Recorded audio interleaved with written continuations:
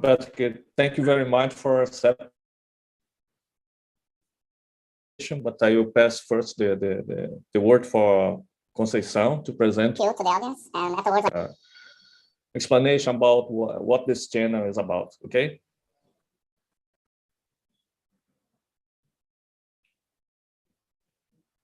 Conceição. I missed what you said. You should I say something? I will pass first the word for Conceição to present explanation about what this channel is about. It's not here.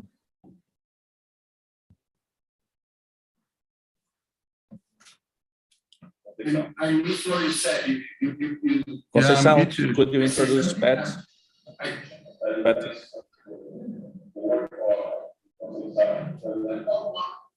Hi, Eduardo.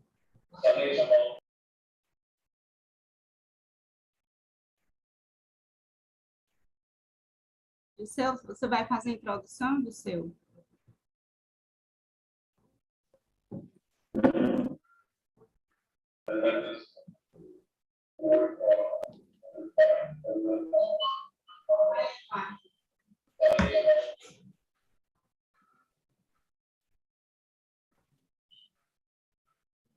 I believe we have a connection problem with Eduardo. I had problems to understand what he said. Now, Conceição, I turn on your mic. Nope, it's not working. I don't know why.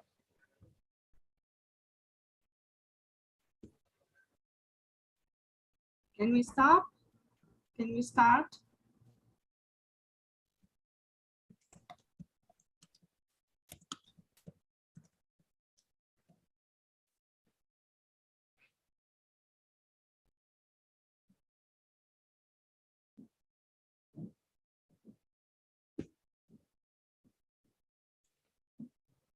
Okay, let's resolve another way.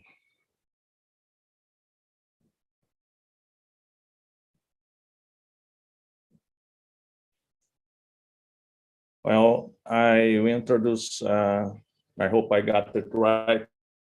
Patrick, I apologize if I don't. Okay, I will introduce you for the audience. It's a pleasure to have a professor of Cornell. I think we have 3 Cornellians here. Giselle, myself, and Conceição, and also the honor presence of Assis, Professor Assis of the Federal University of Ceará. It's a very pleasure to have all you guys here. The Professor Reed received his Bachelor of Science in Geological Engineering from the University of Missouri at Rolla in 1997. He then continued his graduate studies at the University of Illinois at Urbana-Champaign. At graduation in 2002, the University of Illinois honored Dr. Reed with the Ross J. Martin Award for Outstanding Research Achievements. This award is given to one graduating doctoral candidate selected across the departments that compose the University of Illinois College of Engineering. After graduating with his PhD from Illinois in 2002, Dr. Reed was on the faculty in the Department of Civil Environmental Engineering at the Pennsylvania State University, Penn State, from 2002 to 2013. During his time at Penn State, he received the U.S. National Science Foundation's Career Award in 2007. In 2008, Dr. Reed was a visiting scholar in the School of Engineering, Computing, and Mathematics at the University of Exeter in the United Kingdom, and also received the ACEWRI Outstanding Achieving Award. Dr. Reed's research group members, while at the Penn State, garnered a broad range of national and international honors, including EPA Star and NSF fellowships, paper awards, speaking awards, and dissertation honors. In 2012, he was honored with the ASCE Walter L. Huber Research Prize for his work in multi-objective systems analysis. Dr. Reed joined Cornell University as a professor of civil and environmental engineering in 2013. So, Patrick, I would like to tell a little bit about this channel. The Papal Conexus channel was created in order to promote a better understanding of interdependencies between water, energy, and food sectors, influencing policies in other areas as well, such as climate and biodiversity. And the idea is to bring people to bring some light in this subject. It's quite new for us, that we're trying to expand the awareness of public policies and sectors in Brazil. So it's a very good opportunity for Brazilian researchers and policymakers to have you as a speaker of this channel. Thank you very much. Thank you very much for the invitation, and I appreciate the opportunity to share. And so let me go ahead and share my screen and make sure that you all can see my slides. So can you see my slides okay? Yes. Yes, you can. And volume is okay? Yes. Excellent. All right. I very much appreciate the opportunity to share our efforts. I use our. I'm representing the Multisector Dynamics community of practice, and specifically the science steering group. Thematically, it's very, I think, aligned with what you all are focused on, and hopefully it resonates. Just as a brief background, elements of what I'll be showing you really started in kind in 2019, and is initiated through the Multisector Dynamics program within the Office of Science Supported Research in the U.S. Department of Energy. And so what I'll be sharing with you is, over the last several years, we've been developing a community of practice and a vision for the Office of Science, and more broadly, the federal and global research enterprise, in terms of engaging in the science of complex adaptive human Earth systems. And let's jump in.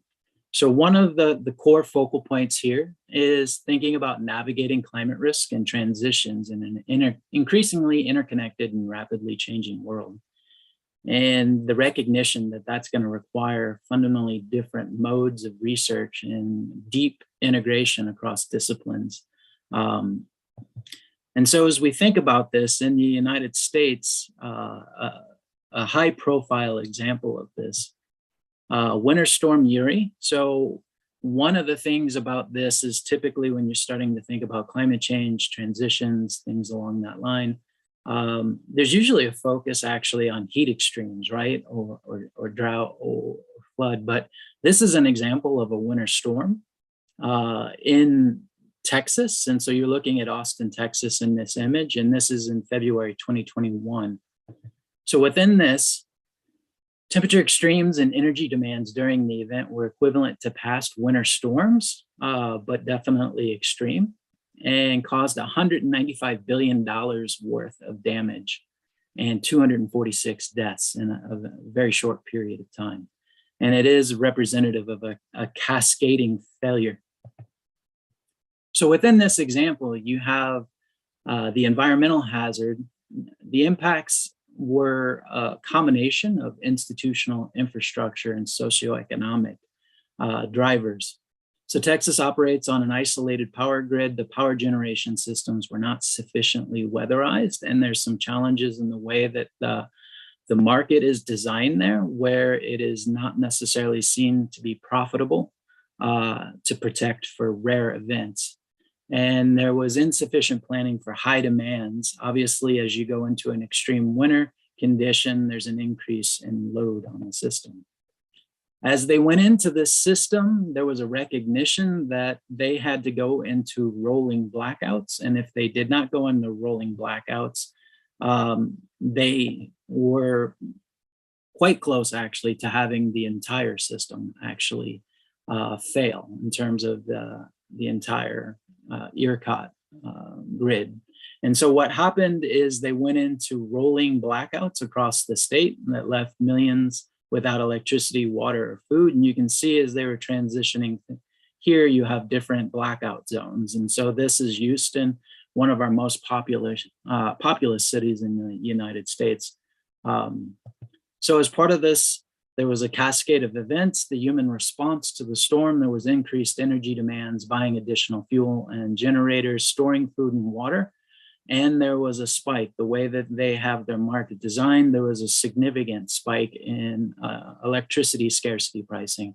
So post-event, some individuals actually, the way that they bought in and the way that they're charged on their pricing, they had upwards of $20,000 charges after the event in terms of personal charges to households. If we think about this event, there's a mix of systems: earth and environmental, socioeconomic, governance systems, and infrastructure systems. And if we think through this, you know, one of the interesting things, so Judah Cohen led a recent science paper that showed actually that Arctic warming actually has a direct feedback and increases the likelihood of these types of polar events in Texas. And so the point in this is that generally in the way that we think about systems, you wouldn't think about warming in the Arctic having a relation to, you know, a potential for cascade events and energy design requirements in the state of Texas. And you can also see through this in terms of the complex mixture of infrastructure ranging. There were challenges in the natural gas supply and curtailment, issues in power outages then propagating into low pressure, into water distribution, and then a cascade and loss of water access. You had an increase in demands, and then so you had these risks to basic energy, heat, water, and food services. You had risk to the electricity supply, and all of this is compounded or at least contextualized by the mode of governance in the socioeconomic context. And so what this basically highlights is that although in a lot of our scientific decompositions and our approaches to systems, we look one at a time or one extreme at a time, what's actually happening. And even in this model, right, you could have potential for conflicting perspectives, right? There's still ongoing efforts to even try to explain the dependencies and the potential for response to this type of event. Now, as we're thinking about multi-sector dynamics in our community of practice, and one of the challenges that we've been discussing is the fact that we're no longer just talking about one hazard, right? One winter storm is the prior example, but there are co-located and co-occurring or compounding issues in terms of, you can think of temperature stress, flood risk, water stress, wildfire risk, and many others. And these maps are actually from the MIT Socio-Environmental Systems risk triage system. And so if we think about this context where the risks are potentially co-occurring, spatially exhaustive, temporally across a lot of different timescales, that's challenging. And if we move beyond just the context of the United States, globally, we're facing interconnected multisectoral risks. And one of the challenges, and so this is the World Economic Forum, and this is their visualization from the rank ordering of risks. And, you know, one of the challenges here is there's a, you know, a diversity of risks and definitely different levels of qualitative versus quantitative abilities to even contemplate them. And you can see here, you know, the environmental risks, technological risk, economic, geopolitical, and societal risks, color-coded in terms of, and you can think of this as this sort of confluence of events. And a lot of the themes that we're talking about here, right, in terms of climate action, thinking about biodiversity, thinking about extreme weather, thinking about those feedbacks to livelihood. And one of the challenges that, you know, the scientific enterprise has is, you know, there's a mix from the humanities all the way through to engineering to earth system sciences.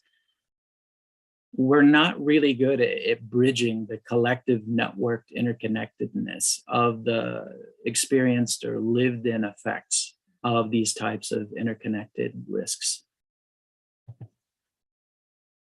And so one of the things that as part of our visioning process and part of our development of the community is we wanted to think about aspirational frameworks that would help us deal with these types of interactions and frameworks.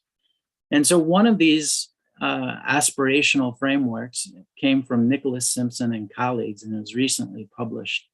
And in this, thinking about climate change risk in a broader sense. So if we think about systematic failures, extreme events, Helbing coined the phrase hyper risk, where you think about risks being amplified and or dampened actually through the network of connected effects.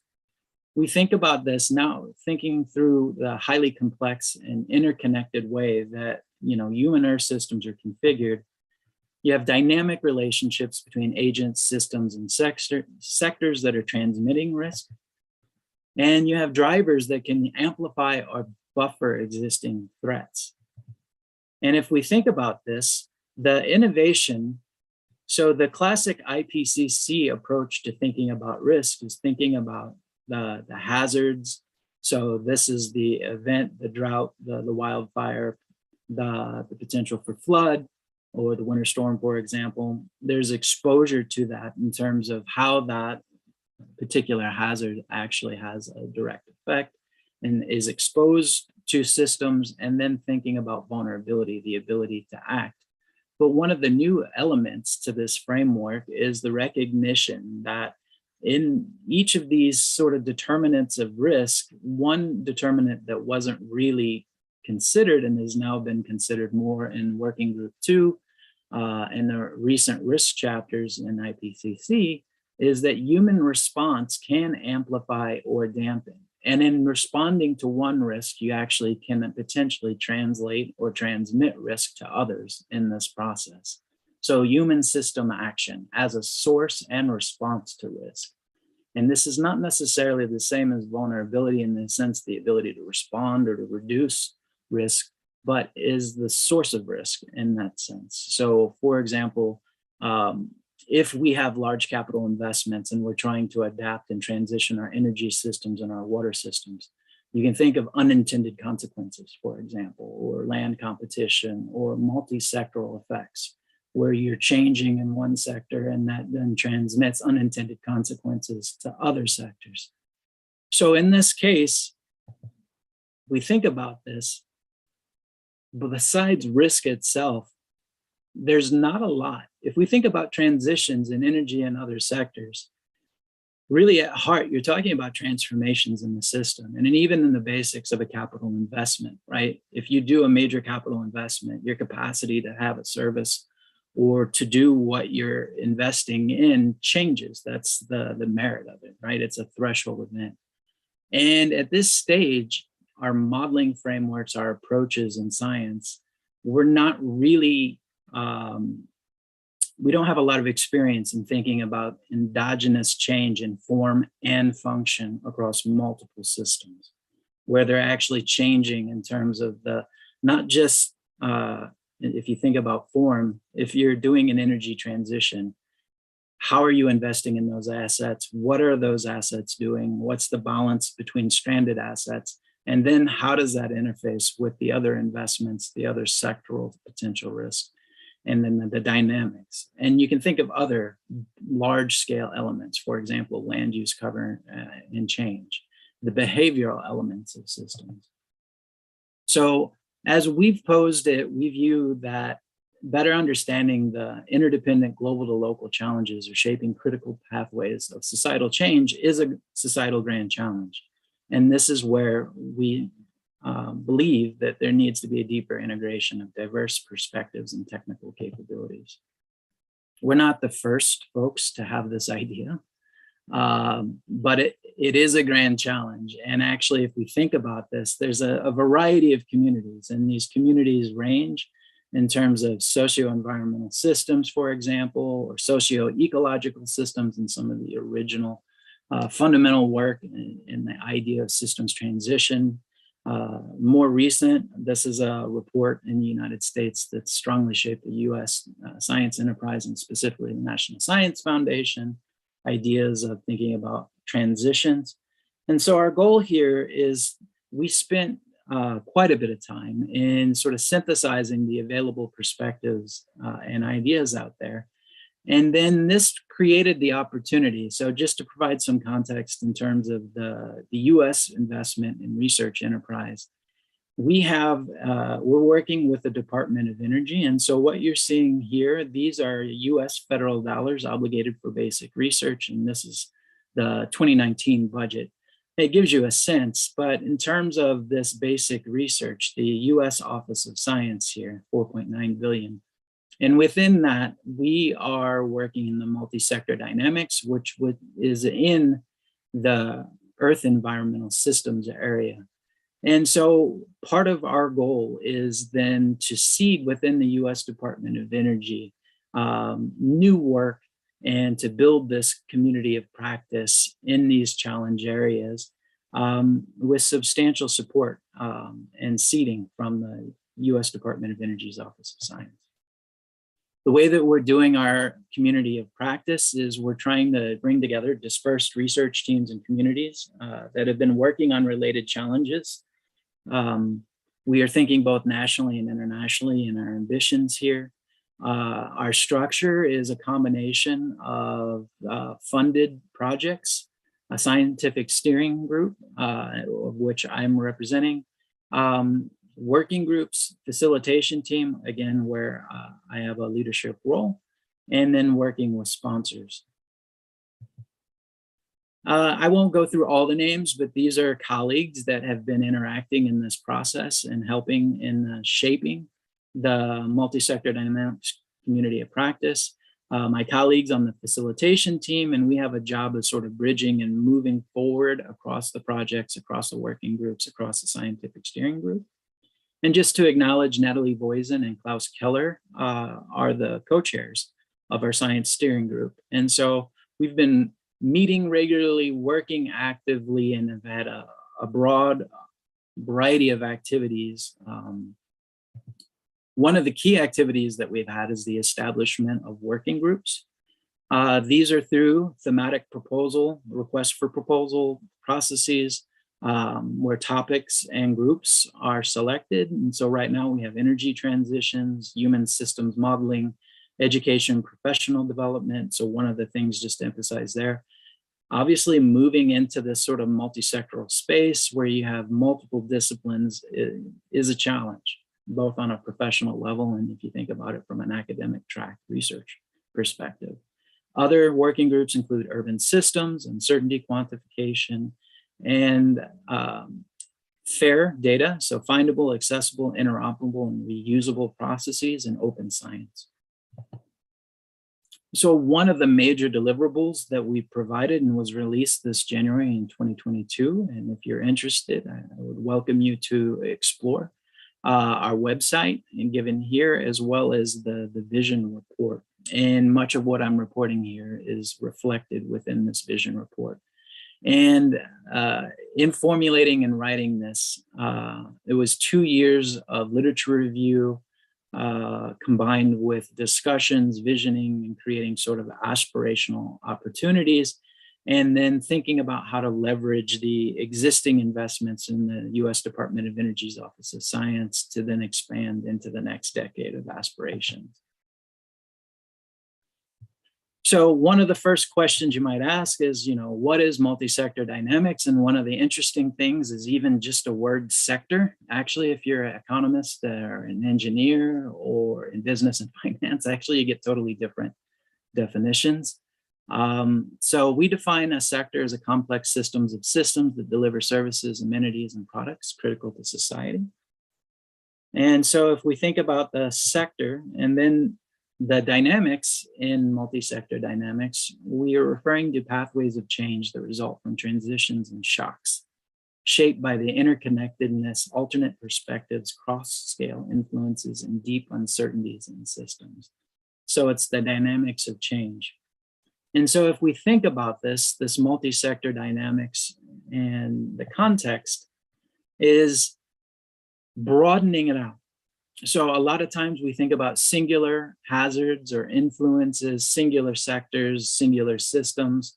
And Our intent here isn't to say that you have to study all of this at all times, but it is worthwhile when you do your decomposition or you're framing your particular study, especially when we're thinking about climate change, energy transitions, or sustainability development goals, things along this line, is how your decomposition is potentially simplifying the broader context of what you're addressing. So what we're seeking in multi-sector dynamics is the study of how complex built natural and socioeconomic systems co-evolve in response to change. And in particular, we view this as a transdisciplinary effort, looking at how human Earth systems and feedback shape pathways of change across scales and uncertainties. With the intent is to progress towards the grand challenge of more holistic representations and decision-relevant insights. So again, these types of framings aren't entirely new. They draw inspiration from a lot of disciplines, as I had highlighted before. For example, thinking about multi-sector dynamics is emerging from a complex adaptive set of systems. And we can think of this in terms of cycles of growth or disruption. And this is drawing from the panarchy framework that underlies a lot of socio-ecological systems, and specifically Gunderson and Howling. And you can think of this in a variety of ways. We can think about capital investments if we're thinking about human systems, where you have resource use and growth, and there's an accumulation of assets, and then the disruption or shock and reorganization of those systems. This could be biotic or abiotic systems. It's a conceptual model, but one of the things that we struggle with, I would say, and it's common across almost all areas, this implies fundamental differences in changing the form and function of system. And if you think about that, even a singular system is challenging, much less if you start thinking about cross-scale or multiple systems. And then we can start thinking about how system properties shape the way that we deal with this. We often have connectedness as a means to create resiliency, right? Redundancy in our flights, redundancy in our energy grid systems, creating interconnectedness in our computing networks, things like that is fundamental to this process. But as we all can see now, this connectedness is also part of our challenges. And I think world events at this moment highlight this, right? If you think about supply chains, you think about unexpected shifts and emergent recognition of dependencies that otherwise in other circumstances wouldn't be seen. Thinking about capital, the system potential, and the ability of monetary assets or even natural assets, and having the capacity to accumulate, and then thinking about resilience as a capacity of a system to absorb a shock or to adapt, to maintain function. And the idea here is this is sort of a conceptualization where you have the dynamics, where you have the growth and the disruption. One of the challenges is that it's not singular shocks, right? There's a path dependency to this, right? One of the things, and even if you think about it at household level, one of the things that we're recognizing in the United States, that a single household, it's not just necessarily one sole shock in the system, right?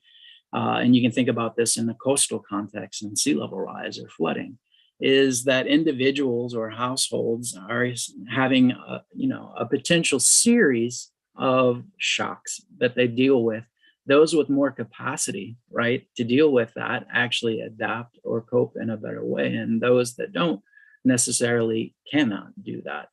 And so there's an interesting conceptual model here. But if one of the things that we can think through here is the ability to relate this back to the definition and the extended scope of risk. So if we have the original, so Nicholas Simpson and his colleagues' proposal of adding human response as a means of amplifying or dampening risk and its connection to the other determinants of vulnerability, hazard, and exposure, we can also think of system resilience, right? We can think about system capital having a big effect, right? In terms of your ability to address or reduce vulnerability. You can think about it as being critical to response. We can also think about system connectedness in terms of how that exposes, right, networks of individuals, and how that also potentially can be used to amplify or dampen risk through response. And so as part of this idea, you have this idea of system organization and aggregation can shape resilience to hazards, both in a positive and negative ways. And in this way, we're trying to think through both risk and resilience and how, you have the determinants, and those are also driven by the underlying drivers and choices that are made in response to each of those determinants. Other challenges here is that you have different scales of systems. And I think, the current challenge, for example, in terms of the potential for global food shortage, right, where local rapidly evolving events can cascade through scale, right? And if you could think of this as a local or regional scale going into national scale, going into global context. And so these are also challenges, right? The teleconnections and path dependencies and the potential for amplifying or dampening dynamics across emergent behaviors across scales is an area that we've highlighted as a severe challenge. And it's one of the areas that several of the projects and several of the efforts in the DOE have been investing in. Just to quickly overview some of the things that are happening beyond just sort of the idea of visioning what the potential for research is, the US Department of Energy has seeded research in multi-sector dynamics. And so these are some of the DOE funded and co-funded projects. What you see on the right is the diversity of different partners, whether they're academic or US DOE laboratories. And just to highlight a few of these, you'll have a mix of different projects, right? And some are having more coastal interactive focus. Some are more focused on coupled human natural systems. You can take the example here is the Interface project, looking at the climate economic feedbacks in the Arctic as the potential for warming, fundamentally reshaping the way that the systems are functioning in the Arctic and in terms of shipping and shipping's feedback to climate change itself. Other projects, I'm also affiliated with the Integrated Multi-Sector Multi-Scale Modeling System, thinking about how do we actually represent systems and what are the implications of our coupling and our representation of different systems in different models. But this just gives a sense. And so these initial investments largely initiated in 2019. And so there's 9 active projects, and these are in a broader portfolio of Earth system science investments and major investments by the US Department of Energy, for example, the Earth system modeling, atmospheric research, and other programs. Just to give a sense, so this is a survey of those projects, and it gives a little synopsis of the different types of focal points in terms of sectors, systems, scales, and scales in terms of time and space. And so this is a simple diagram. So this 100% represents % of the tasks across all those projects that are focused at each of these potential features. And so what you can see is across those projects, right, and it's not surprising, right, a significant % of tasks focused on energy, water, agriculture. There's an emerging focus on a variety of other sectors, for example, interface in the Arctic and shipping, cargo, transportation, a variety of systems, earth system, infrastructure, economics, and governance system, and a mix of scales in terms of space ranging from global to more local. And you can think of local as watershed, city scale, and then thinking through, long-term here being more along the idea of centennial, 2100, 2050, and near-term decadal. So again, as part of this process and part of the visioning and part of the group that's being represented here in the projects, it's really diving into the grand challenge, thinking about timescales, thinking about space scales across sectors and across systems. Just to highlight a couple of examples here from projects. The MIT project has been focused on the Mississippi River Basin. So as one of the most important social ecological systems for the United States for sure, and within the world, you have a huge effect here, a myriad of objectives that are in meeting them deeply uncertain, and you have a mix of issues, right? And so what's shown here is you have the major urban areas, and then you have the agricultural and urban.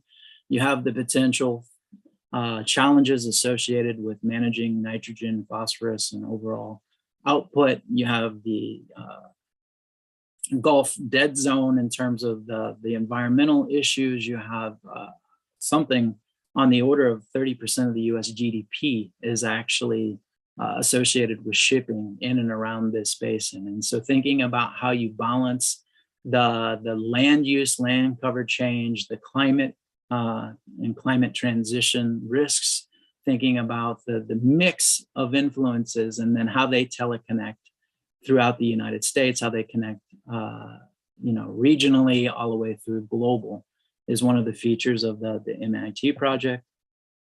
If we zoom in more detail, the ICOM, this is coastal focused project, thinking about as we come into our urban centers and how they interface with sea level rise.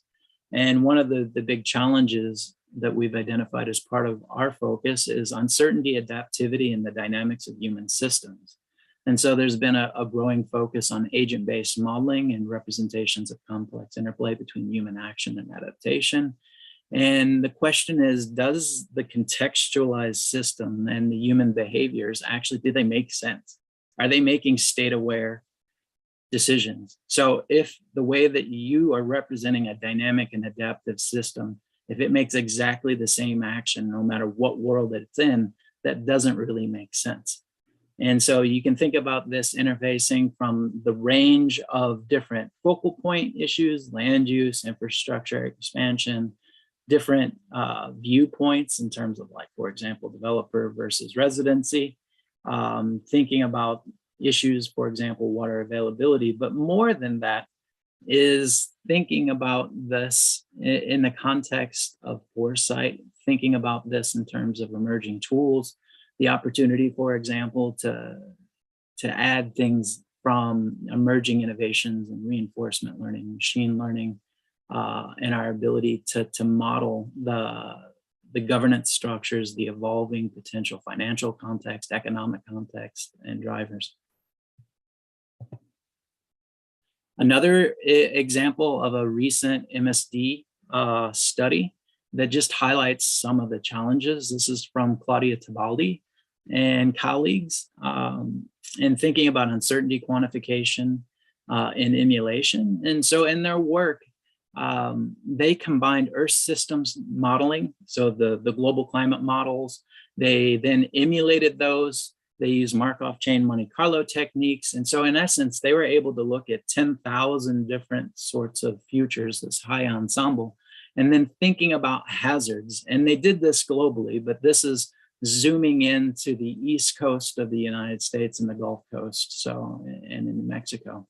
And in this illustrated case, the basic question that they asked is, what level of warming would be necessary for the 100-year extreme level sea event to be occurring annually?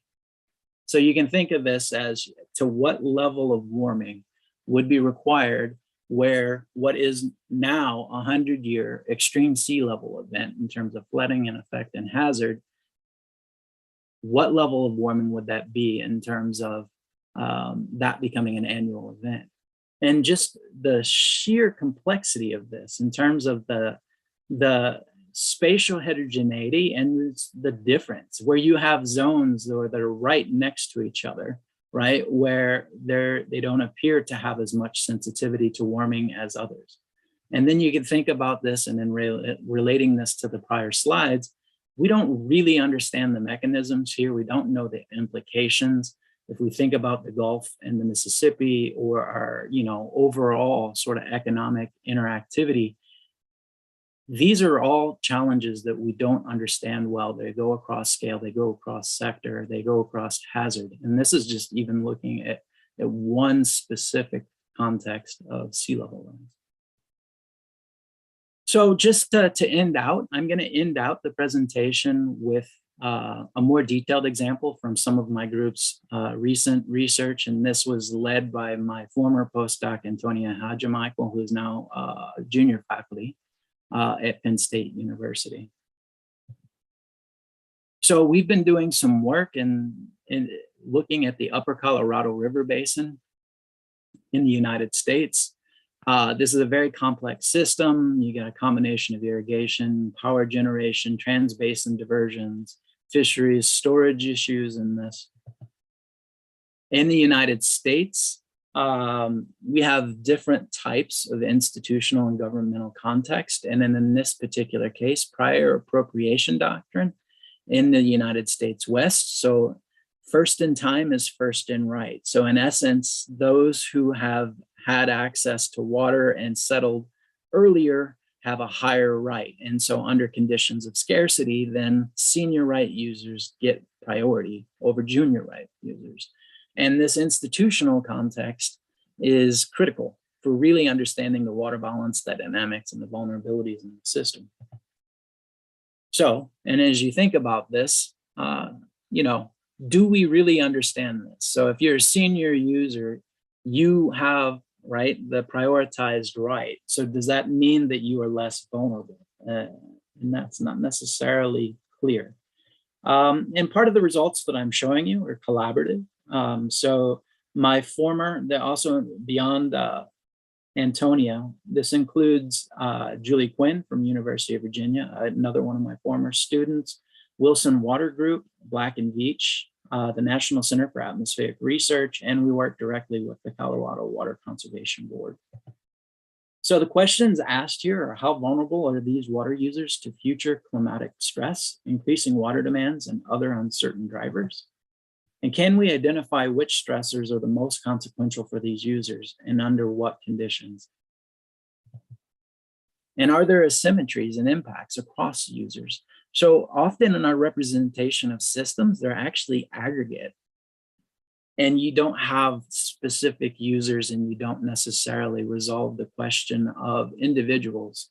And this is similar to the sea level rise. It can be confounding when you have two locations or two individuals right next to each other that have fundamentally different behaviors. One of the other challenges that we face within this example is the fact that we're deeply uncertain human demands and futures. And then if you paid any attention or heard anything about the United States right now, California and throughout the West, we are in historic sustained drought. There is, in essence, the viewpoint that the Colorado River, for example, has been largely in one mega drought since 2002.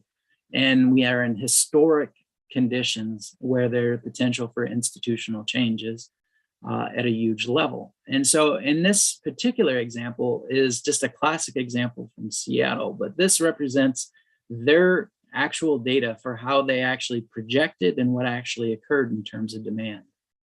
And the one thing that we can predict with accuracy is that we're bad at predicting human response and demand.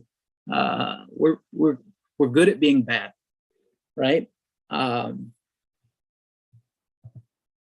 so as a consequence of that, instead of thinking about and predicting specifically what the future is going to be, we can ask a different exploratory question and sample ensembles of candidate futures to look at the influence of our assumptions and look for those that are the most consequential. And then you can decide, based on that information, how you would want to respond to that and what the implications of this are. And so in this particular example, the exploratory experiment that we've done, we were looking at governance systems, earth and environmental systems, socioeconomic systems, and the infrastructure systems. We were varying in terms of different levels of internal variability and extremes in hydroclimatology, shifts in snowmelt timing, shifts in evapotranspirative fluxes, changes in the extremes in terms of drought and the persistence of drought. We were looking at shifts in agricultural demands, municipal and industrial demands, trans-basin diversion demands. So in this, you have a mismatch in terms of where the water is and where the population is. And there's intermountain major infrastructure transbasin deliveries. Shifts in potential for, you can think about sedimentation in reservoirs and changes in storage. Major power plant shortages, shifts in coal and the cooling water and the effects that that has. In this particular case, you can think of that is that if you're a junior user, but you have a senior coal plant user ahead of you and they are drawing a lot of water, that return water has benefited you. But if they no longer draw that water, that could have a big effect, right? For all junior users and all downstream users. And then thinking about seniority for environmental flows. So how much do we emphasize the ecosystem?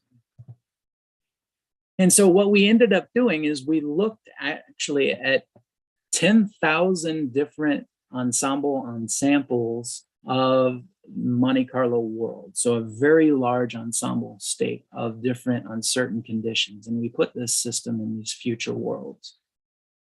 And so one of the questions is, you know, how different is the effect of these different worlds across the different potential users? And it's quite different. So one of the things here, so what we're showing here is shortage magnitude as a percentile, where you're getting more and more potential for extreme. And then this is the degree of shortage, so high shortage. And you can think of this as more extremes. So one of the interesting things, and what you see here across this is you have the historical distribution of shortages across 100 years plus, in terms of the distribution of shortage and the different quantiles of shortage. And the spread that you see here is the spread across all the 10,000 alternate worlds that we looked at, and the deeper purple is higher frequency. And so in this case, this particular individual had less significant relative effects. But if we look at some of the other folks, the users in the basin, you have more significant. So in this case, generally become more significant and more frequent. So you're getting more extreme drought and scarcity more often for this particular user. In this case, the effects become less. This user actually is moving where you actually, it's becoming more common to have less extreme drought and scarcity. And so they're right in their context in the system, they have less vulnerability. And in this case, this particular individual, rare events become much more extreme for them, right? They have shock events. And so there is the shift, right?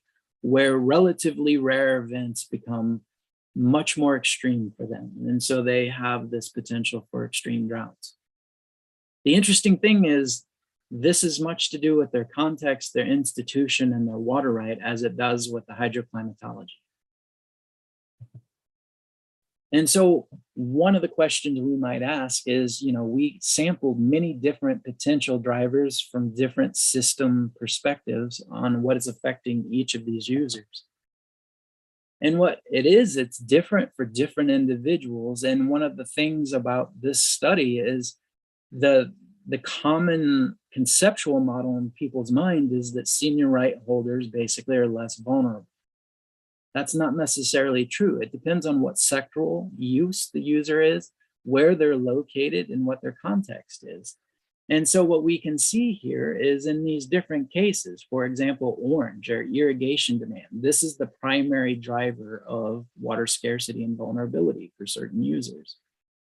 Red is the changes in mean dry flow. So what this is saying is if the basin mean annual flows get drier and drier with climate change, then that is the primary driver for certain users. If we think about other cases in terms of where you see purple, transbasin demand, the human demands, right? And you can think about this as growth in demands in Fort Collins or in Denver for water supply or particular uses. So it's somewhat confounding, right? And you have other issues like power plant operational changes having a huge effect, whether or not a major senior right is going to be able to continue to provide return flows downstream. And this is an illustration of where the original conceptual models sort of fail in terms of like senior right is a direct proxy for vulnerability. It also highlights a multi-systems, multi-sector perspective and the ability to explore multiple potential simultaneous drivers of risks. And so as part of this work, we're expanding it, and we're actually including, and beyond just the drivers that we had talked about, the potential for human dynamic and adaptive responses, and to what degree that will actually reduce scarcity in the system. And so part of this, to do this, is unique in the sense that we have to account for the water rights, the legal and the governance content, the specific user level rights and dynamics in terms of how they can respond, in addition to the broader regional, contextual, and even global shifts and changes. So in this case, water utilities and individuals have been buying water rights to safeguard their supply. And it's been called buy and dry, where you're buying out agriculture for urban use. And so one of the questions in this overallocated basin is, to what degree, if we were going to do formal transfers from ag to urban, and we're going to transition individuals where we have a sense of where they would trigger their right and where they'd be willing to transfer to urban, and to what degree they would give up certain percentages of their volumetric right to water, how much would that reduce scarcity in the system?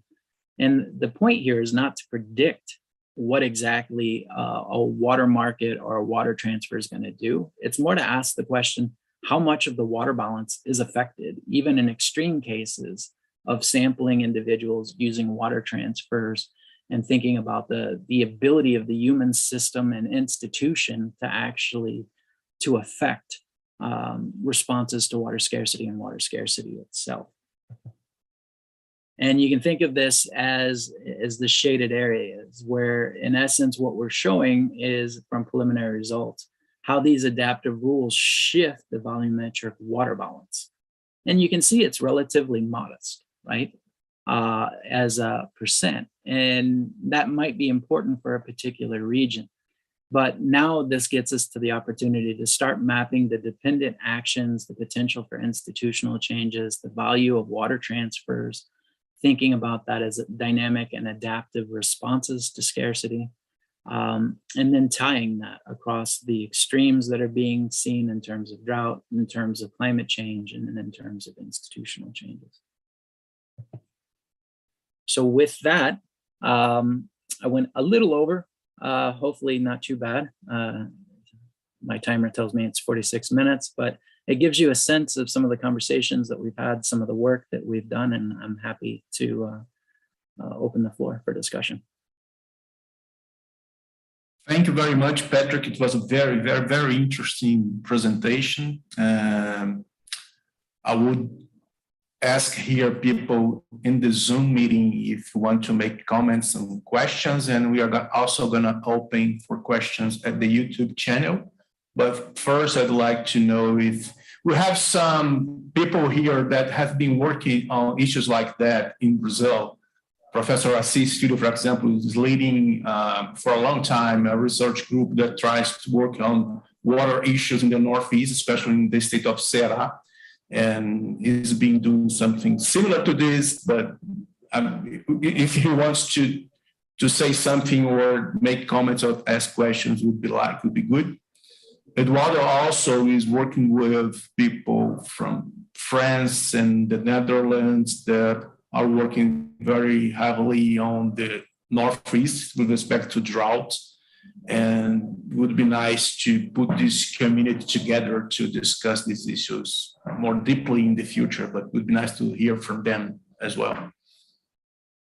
Eduardo or Assis. Assis, if you want to go ahead, if not, I will start, okay? Hi, Patrick, very nice presentation. It's quite nice to try to implement the Nexus, but we do have some challenge in Brazil on how to do it. We still are in silos in terms of public sector. People don't talk to each other in thinking policies.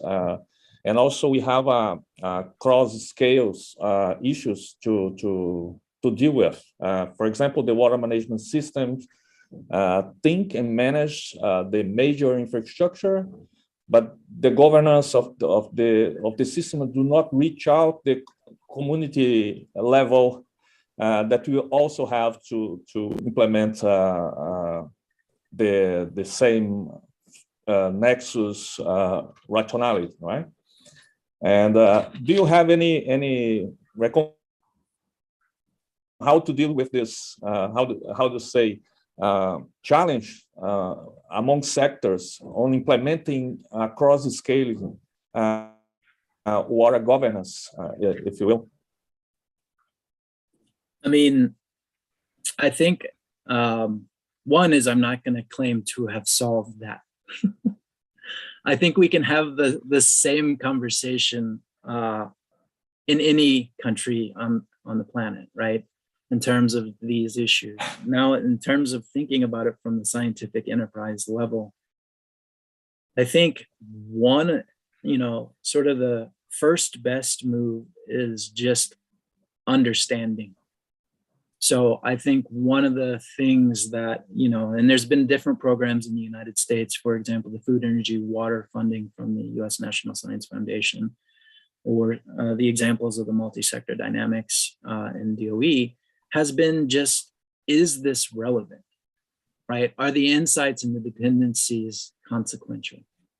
And there's been surveys and research in the United States, for example, that there's a bit of a mismatch by sector, by scale, of what is seen as being most relevant, most important to look at in terms of drivers of risk or focal points, or what is, there's also a difference between operational pressure, right, in terms of dealing with your day-to-day and then having the ability to plan into the long term, right? The capacity to do that is very different.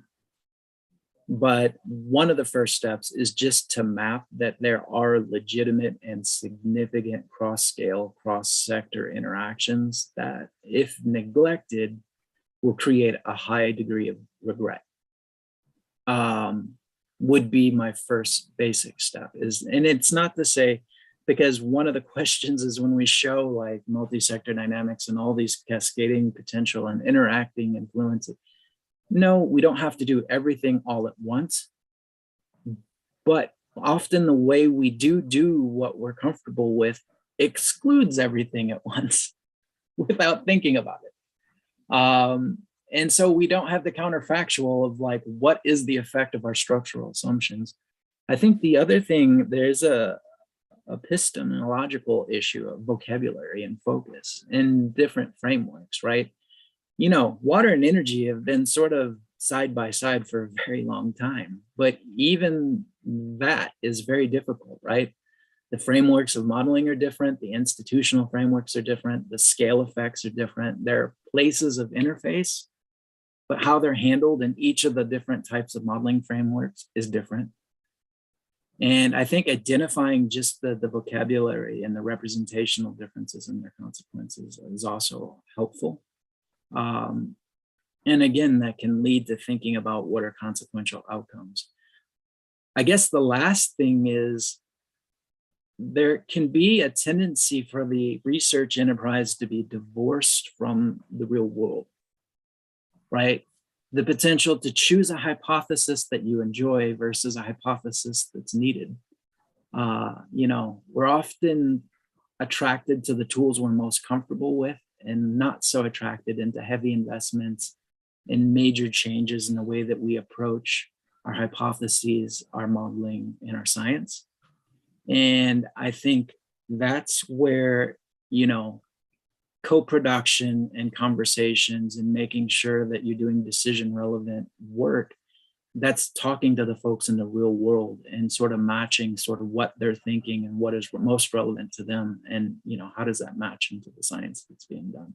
So just in synopsis there, look for, highly consequential cases where there's potential for regret for neglecting it. thinking about, you know, the interfaces, the vocabulary, the potential for representational differences, and making that a bit clear. And then the third one is to really reach out and broaden the number of voices and perspectives that are in the process and the critique of the science itself and the formulation of hypotheses. So a bit of a long-winded answer, but that was a tough question. Thank you. Thank you, Patrick. Assis? Thanks. I'm very glad to listen your presentation, Patrick. Many thanks. Because for a long time we work and read about the complex adaptative system from Holly, from Elinor Ostrom and others, and we try to understand a little bit more how we can construct some governance of the adaptative complex system, how we can change for some understanding to public policy. This is, I think, one goal, and Nexus is one thing we try to do this, because here we have a very complex problem, drought. And drought here is not only water sector, is all the system have the problem with drought, economics and agriculture, industry, etc. And all the development of our state have a strong constraint because we have drought. And drought here have a very big problem, not only for the water, but for the entire state economic and life of the people. Then we need to understand this, and because we need to understand this problem, we move to analyze the complex systems, and we move in a few directions of this, and I think Nexus is one. Try to the water security, water, food security, energy security, and try to do some performance of the system to understand this is three kind of the securities. Another way to do this approach to have some performance of the system. But I think you have here a very good framework and new ideas for us, because you change the place we need to observe the system. Because when you're looking for the system, the complexity, we put some very strong point in the nature dimension and other dimension. And we looking for understanding, but to jump for the public policy is more hard. And in your presentation, you say focus on the human, looking for the human side, looking for the sectors and the impact of the sectors, and try to put what you have in the information from the nature, etc., to understand the uncertainty of the process. And I think this is a very good point, and it's very important for us to understand a little bit more the framework of the multisectoral dynamics, to understand now the complex adaptative system on this approach. And thanks for this ideas. And I have a lot of questions, tons of questions for you.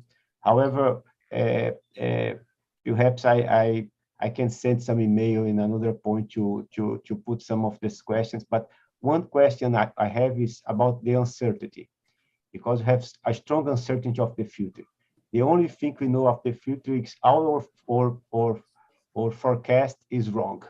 Perhaps this is, and to understand this problem, in the past we look a lot to construct scenarios. We use, for example, the approach of the people from French, Godet, for example, to construct feasible scenarios and look for some kind of the robust strategic way to how we can survive each one of the scenarios in the future. And now the literature move a lot, for example, for the system analysis to the approach of deep uncertainty. And we're looking here to put this as two kind of things together, construct scenarios and analyzing each scenario, the deep uncertainty.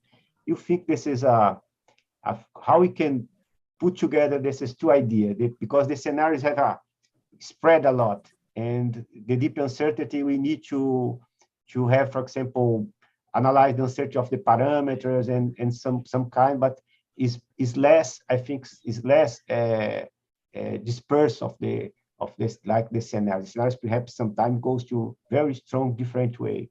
I think this is one question I have for you. And another one, if you put more ideas about the change of the understanding to public policy, because all the literature of we have in the adaptive governance and is more understanding the process. And your approach to, in my feeling here, you move from the direction how we can deal with the impact and how we can move in the direction of the public policy.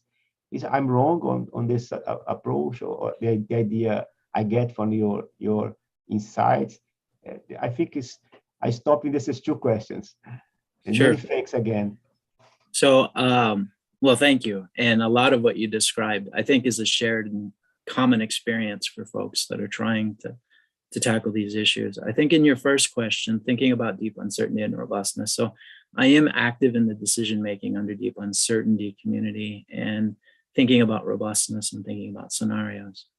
So one of the things, just to break it down into its elements, if we ask ourselves, what actions do we want to represent? What uncertainties do we want to represent? And then how do they combine into the worlds that we want to confront in terms of thinking through? And then what are our metrics for acceptability? And then who is we? Who gets to be represented at what level, at what resolution, in terms of thinking of, for example, resilience, equity, and various measures of outcome, right? You could do a capital investment, but you have the swing between reliability being really good, but maybe you have a stranded asset and financial volatility that's, not equal.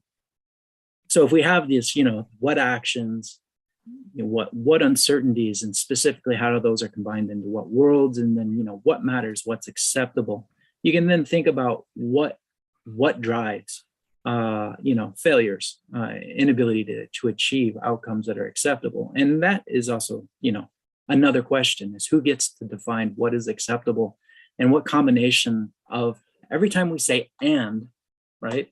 Here's the conditions, financial, capacity, service for the water side of this problem. Here it is for the agriculture. Here it is for the, right? That's a lot of ands. So, the actions need to be clever, need to be, holistic, to create the potential, right, for robustness in that, and then mapping to the discovered scenarios. And so I think, the scenario approach makes sense. A lot of my group, and not everything can be easily modeled, but it's good to know if you have something that's highly consequential, highly relevant to the decision process that just can't be represented, right? Because, often, in our models, we look at what is readily accessible to look at versus what is most relevant for choice, right? Or prioritization. And that may require changes in the modeling, changes in the framework, changes in the way that you're interacting with individuals. So long story short, I think exploratory modeling, and this is one of the things as part of the MSD framework that we do talk about, and scenario discovery and evolving the hypotheses that we're representing in our models in terms of our actions, in terms of the policy instruments and governance, so that you can do that. The question is, can you do that quickly with enough feedbacks to have a time relevant insight? And I think that's another element. I think to your second question, building off the scenarios and thinking about that and then shaping policy, I break it down, and there's some limits to the process, but there's a classic paper by Cash et al. Thinking about sustainability and the, what are appropriate means for communicating actionable knowledge. And if you think about three words, credibility, right? The level that the science is credible and that you can actually make insights that you can defend, right? But that's usually where a lot of the science stops. We did, our best representation of a dynamic process, or the next, thinking about relevance, and that's a trickier one. So everybody thinks their science is relevant. Like I did my new model and it has to be transformative because, I spent 3 years on it, but it may or may not be relevant to the questions of the particular policy context or choice context that you're engaging in. or, you may have to, evolve it, because when you start interacting with individuals who are actually going to influence policy or choice in a system, right, they may bring up other things that aren't currently being addressed, right? And you have to deal with that. But it makes sense. Your science isn't going to be actionable if it isn't relevant. And then the last one is the issue of legitimacy, is the role in the dialogue and where the fulcrums of actions are, right? And realizing, and you can think of this in terms of, the emerging changes in the philosophy of science itself. Working in an environment where you're going to have contested views, contested values, the potential for conflict, right? And a lot of uncertainty.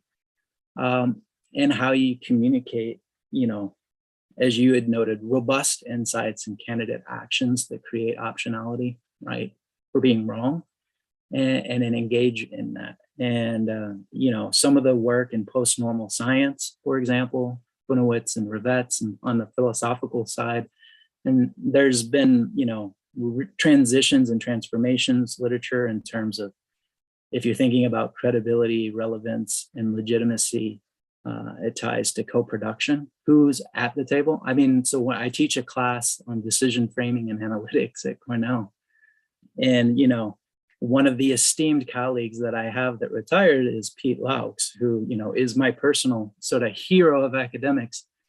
And he has this quintessential table that he shows in his book, right, of all the different interests sitting around the table and all the different things, and they're all talking. But we often don't ask who built the table and sent out the invitations. And that's a question, right?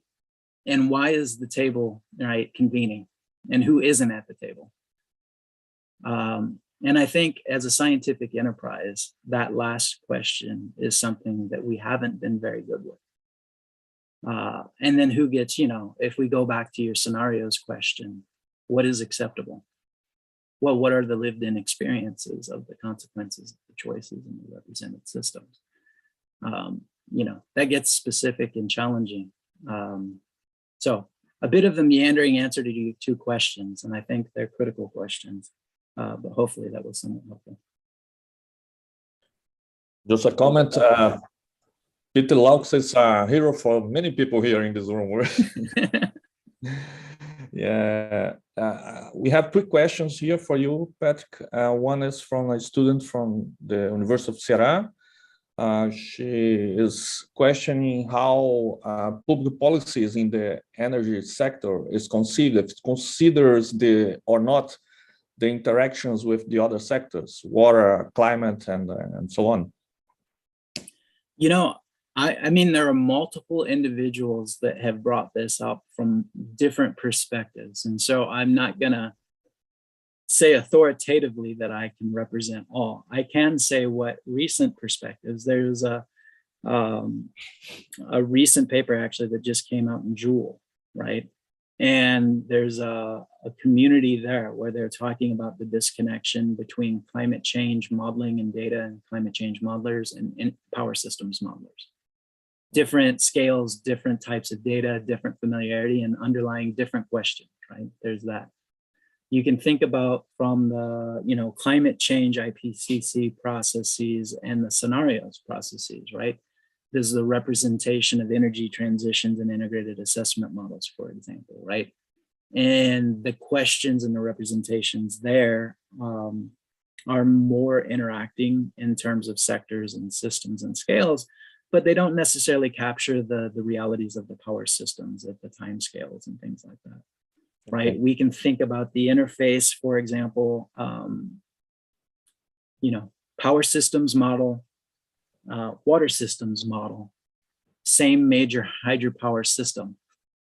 They're very different, right, in the way that they treat the control, the institutional context, right? And I think depending on what type of approach, like the deregulated energy market context of the United States, that's true, but it's even different in the different regions, right? And what implications that has. And like in the example that I gave for ERCOT and Texas, there's a large amount of debate right now in terms of the profitability of winterization, right? So the question is, without regulation, is there an incentive on an economic level to actually plan for rare high consequence events?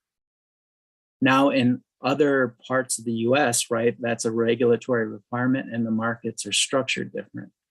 And if you change sectors, for example, you take something where you don't have the privatized, marketized context like water, right? It's very common to have a totally different treatment to the capacity demand dynamics, right? It's far more conservative, and there's common focus on rare high consequence events, right? And there's different levels of control. So to answer your question, I think it's challenging. I think the different communities, and even within power systems themselves and energy more broadly, the different sectoral, transportation, power systems, integrated assessment, they represent the system differently. And I think if you change the national boundaries, right, the specific governance and institutions are different. I think what we all have in common is just the connectivity. And I think that's shown right now in terms of thinking about inflation and thinking about the costs of energy at the moment. And I don't know that there's an easy answer for that, other than to say that it's important. And I think this goes back to my first response, mapping out differences in representation, differences in disciplinary traditions, and the implications of those differences and the opportunities of those differences in the way things are represented and the way things are actually treated. So I don't know if that was a direct answer. Yeah, I think hopefully it was helpful. Yeah, we have 3 more questions if you still have time, Patrick. I don't know. Sure.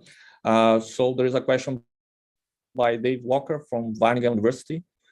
Thanks for the fascinating talk. I'm less familiar with the US water management system. Therefore, considering the Colorado example, I would like to know how the modeling is contributing to better water management.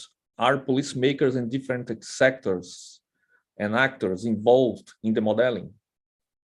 So one of the interesting things, so if we take, I showed you the upper Colorado within the state of Colorado, and the water management there, the Colorado Water Conservation Board, and the model itself, the Colorado Decision Support System, is the means by which adjudicated rights and management and the water balance and the rights systems are decided. So it is a model-driven governance approach, but that's a small subset of the overall whole Colorado Basin that then, goes potentially, from the Intermountain upper northern United States all the way down into the, the ocean level. But the Bureau of Rec, for example, provides a very interesting example of model-driven decision-making and collaborative stakeholder interactions, where the models are, an important boundary object for collective understanding of action. And then right now, if you're looking for an example of the interface of governance, operations, long-term planning, uncertainty, and coordinated model-driven decision support, Rebecca Smith in the Bureau of Rec, and if folks want to email me, I can give more details, but they've been doing a very interesting modeling. It's exploratory under deep uncertainty and looking at alternate operational choices for the major reservoirs in that system. And it's critical right now, right? Lake Powell and Lake Mead are at historic federal levels where they're going to be fundamentally changing operations and restrictions at a level that is unprecedented. So in short, without diving into all the details, I would say if you really want to look at one of the most fascinating and dynamically evolving institutional water management context right now, it would be the Bureau of Rec, Rebecca Smith, and the Colorado River Basin system, and I'm happy to follow up on that. But they're at that stage, and modeling is a centerpiece of that process. The other element is it's just not hydrology, right? You have water rights, you have governance, you have a mix of sectoral concerns, you have huge populations, and you're talking about individuals all the way, you know, that water goes out to Las Vegas, it goes off to Southern California, down into Texas, right? It's just a very uniquely complicated system. Now, what I can say is they only used the modeling because they really had to. My note is people invest in direct relation to the degree of stress and contention in the system. And so the water rights is a reflection of the complexity and scarcity of the system themselves and how they even exist. The allocation, the modeling, you know, it's a system that has always been under stress, and now it's going under, you know, uniquely historic stresses. And I would say it's one of the systems to keep your eye on in terms of model-based decision support and our capacity to use it to navigate, I guess, extremes at a level that we haven't seen before. Okay, thank you. There is a question by Cassio Rampinelli. He asks if you have any comments on examples of your research influencing public policies at different levels in US. I would say, I mean, there are different levels of influence that you can have. So, you know, we work, for example, with city scale, right? One of the problems that I focus on is urban water portfolio management and infrastructure investment. And one of the things is often we kind of pretend like it's a city, a municipality, a decision maker. No, you know, there's many, right? Where there's people, there's usually water, and the water is getting drawn by multiple municipalities.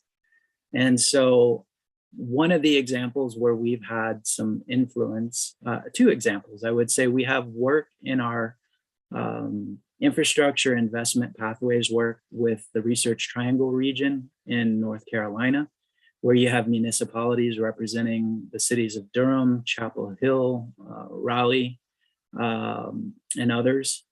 Another example where we've had direct influence and are having direct influence is the Tampa Bay region. So we work with Tampa Bay Water, which is the largest water wholesaler in the Southeast United States. And we are working collaboratively. We have PhD students meeting with their operations group on Fridays, every Friday, collaboratively building the models together, collaboratively integrating financial concepts in with the reliability and the supply concepts, giving briefings at different levels as is appropriate, right? Ranging from operations into executive level to, you know, partner utilities into, you know, all the way up to the governance board. So I would say those are some examples. Some of the other examples out of my group, not necessarily in the US, I have some work with Tom Wild, one of my former postdocs, and Pete Laux, where we were doing work looking at the Sambor Megadam, which would have been, if constructed, the largest reservoir in the southern Mekong. That's another area where we've had some level of, I would hope, positive influence as part of a large team, right? In any of these things, you know, you're a pebble in a mountain of complexity. Yes. So, you know, you try to amplify yourself to the extent that it is appropriate. Yeah, for sure. And well, last but not least, Conceição has a question, and I ask her to close the meeting afterward. Okay, Eduardo, thank you. Hi, Pat.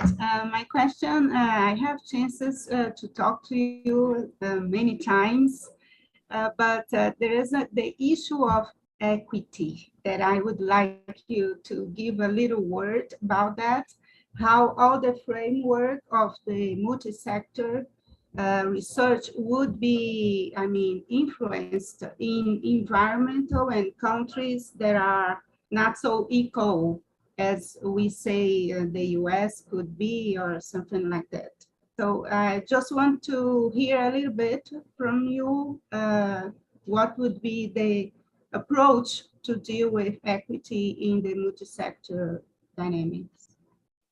Yeah, and let me be clear. So the U.S. Department of Energy and the Office of Science is a fundamental science program. They do not do decision support, but they want to create the tools that are relevant for it. In my other funding, like the National Science Foundation or utility funded work or others, right? That's where we're doing legitimate, like interactive decision support. But to get to the crux, in thinking about equity, you know, there are a variety of perspectives out there. My first suggestion would be to read broadly and to be humble from an engineering science perspective to then bring in the humanities insights and colleagues, right? There's tremendous amounts of work. You know, one of the things, for example, just to highlight, right? There's a large body of literature out there highlighting the importance of power, right, as a driver in real system choice. But that's really largely absent in, you know, a lot of technical modeling from the engineering system side, or, you know, thinking about it from the broader science, quantitative science side. But to get to your point, as we think about this, I would say two issues here, thinking about procedural justice and then thinking about distributional justice as elements of equity. So procedural justice is, you know, the body of literature that's out there in terms of co-production, right? And Karina Wyborn has a very nice recent review and thinking about and critiquing co-production and the role of the scientists in that process of real world decision making. And this gets to that issue of, you know, who built the table and who sent out the invitations in terms of the process of decision making. And then the other side is distributional. So in terms of your measures of outcomes and equity itself, often in policy context, equality is substituted for equity, right? Because equity is about contextualized need, bringing people to the same realized outcome, not necessarily the same input. And what people need is a different science question than, you know, what is easily to provide to all equally. And you're not going to represent equity if you don't represent those that you're measuring it on behalf of, right? This gets into your temporal, your spatial scale representations, your models. You know, by merit of aggregation, right, you are creating challenges and or implications for any sort of measure of equity. The other thing is equity, and I would recommend folks, Sarah Fletcher led a recent perspective article that was just published in the Journal of Water Resources Planning and Management. And it gives a deeper discussion of this. But you can think of this for different elements for the same problem. You know, are we talking about equity in terms of the reliable and resilient access, right, to a service? Are we talking about in terms of the financial elements and consequences of shocks for that same service? You know, the perspectives of, you know, everything ranging from large, high capacity cities systems to smaller systems that are influenced by them to down to the, you know, household level behaviors. There's also interesting work by Tatiana Filatova at the household level, for example, in sea level rise. And she's shown it's not just one event, right? We live in a life that has many events, and those events create path dependency and choice, you know, at the household level. And in brief, I would say that work really gets into some interesting agent modeling and highlights the potential for gentrification in the Southeast US for sea level rise and flood risk, which is those individuals who have repeated events, those households move if they can. But given our household shortage, right, we have ever since the recession in the United States in 2007, our supply of housing has been deficient. So what happens is it's been very expensive and limited in supply. And those individuals who are seeking, right, at lower economic levels to get a home, right, end up, those individuals that moved away from the risk, they move into the potential risk, and then they have less capability to actually deal with it or cope, right? That's one example, right?